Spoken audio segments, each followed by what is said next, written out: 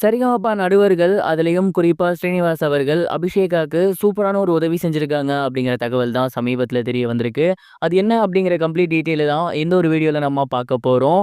Sa Re Ga Ma Pa little சாம்ப்ஸ்ல இந்த சீசன்ல பார்த்தீங்கன்னா, அபிஷேகா அப்படிங்கிற பொண்ணு பாட வந்திருந்தாங்க. ரொம்ப சுட்டி குழந்தை. ஸ்கூல்ல நடந்த கலைத் திருவிழாவின் மூலியமா இந்த ஒரு சான்ஸ் அவங்களுக்கு கிடைச்சிருக்கு.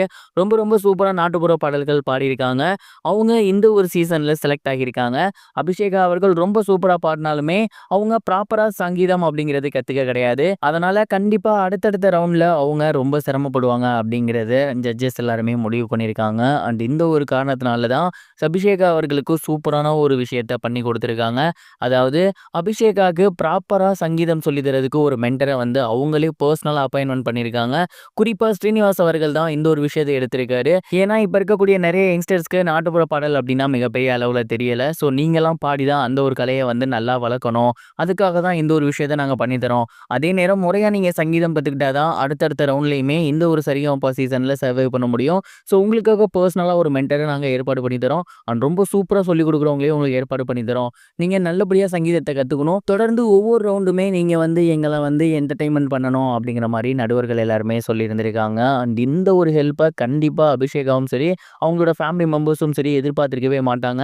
ஏன்னா ரொம்ப ரொம்ப கஷ்டப்பட்டு தான் இந்த ஒரு வாய்ப்பு அவங்களுக்கு கிடைச்சிருந்துச்சு.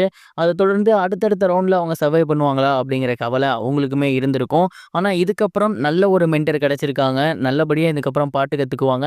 ஸோ சிறப்பா சங்கீதம் பாடுவாங்க, பாடல் பாடுவாங்க அப்படிங்கிறதுல எந்த ஒரு சந்தேகமும் கிடையாது. அவங்களுக்குமே இது மிகப்பெரிய ஒரு ரிலீஃபா இருக்கும் அப்படிங்கிற மாரி தான் நான் நினைக்கிறேன். உண்மையிலேயே ஸ்ரீனிவாஸ் சாருக்கும், சரிகமபா நடுவர்களுக்கும் தான் இந்த ஒரு மொத்த பாராட்டுகளும் போய் சேரணும். இந்த ஒரு விஷயத்த பத்தி நீங்க என்ன நினைக்கிறீங்க? உங்களோட தாட் என்ன? அண்ட் நாட்டுப்புற பாடல்கள் மட்டுமே பாடி இந்த பொண்ணு ஃபைனல்ஸ் போயிற முடியுமா? மறக்காம கமெண்ட் பாக்ஸ்ல ஷேர் பண்ணுங்க. ஆக்ட்ரஸ் நிவேதா பெத்ராஜ் அவர்களோட கல்யாணம் கேன்சல் ஆகியிருக்கு அப்படிங்கிற மாதிரியான தகவல் தான் இப்ப சோசியல் மீடியா ஃபுல்லாவே பயங்கர வைரலா போய்க்கிட்டு இருக்கு. தமிழ்ல ஒரு நாள் குத்து அப்படிங்கிற படத்தின் மூலியமா அறிமுகமாகி இருந்தவங்க தான் நிவேதா பெத்ராஜ். ப்ராப்பரான தமிழ் பொண்ணு. தமிழ தொடர்ந்து தெலுங்குலயுமே ஏகப்பட்ட படங்கள் இவங்க பண்ணியிருக்காங்க. சமீபத்தில அவங்களோட சோசியல் மீடியா பேஜ்ல இவங்கள தான் நான் கல்யாணம் பண்ணிக்க போறேன் அப்படின்னு சொல்லி ஒரு பையனோட ஃபோட்டோ ஷேர் பண்ணியிருந்தாங்க. அண்ட் கூடிய சீக்கிரமே மேரேஜ் ஆக போகுது அப்படிங்கிற மாரியும் சொல்லியிருந்தாங்க. ஆனா ரீசென்ட் டேஸா நிவேதா பெத்ராஜ் அவர்களோட சோசியல் மீடியா பேஜ்ல அவங்க அப்லோட் பண்ணியிருந்த ஃபோட்டோஸ் எல்லாமே டெலீட் ஆகியிருக்கு. அதே நேரம் கல்யாணத்த பத்தின எந்த ஒரு பேச்சையுமே அவங்க எடுக்காம இருக்காங்க. இதனால அவங்களுக்குள்ள ஏதாவது பிரச்சனை ஏற்பட்டுருச்சா? பிரிஞ்சுட்டாங்களா? அப்படிங்கிற மாரியான கேள்விகள் போய்க்கிட்டு இருக்கு. அதே நேரம் நிவேதா பெத்ராஜோட மேரேஜ் கேன்சல் ஆகியிருக்கு அப்படிங்கிற மாரியான செய்திகளும் உலா வந்துட்டு இருக்கு. இப்ப வரைக்கும் நிவேதா பெத்ராஜ் அவர்களோ, இல்ல அவர்களை சார்ந்தவர்களோ யாரும் இத பத்தி எந்த ஒரு விஷயமும் சொல்ல கிடையாது.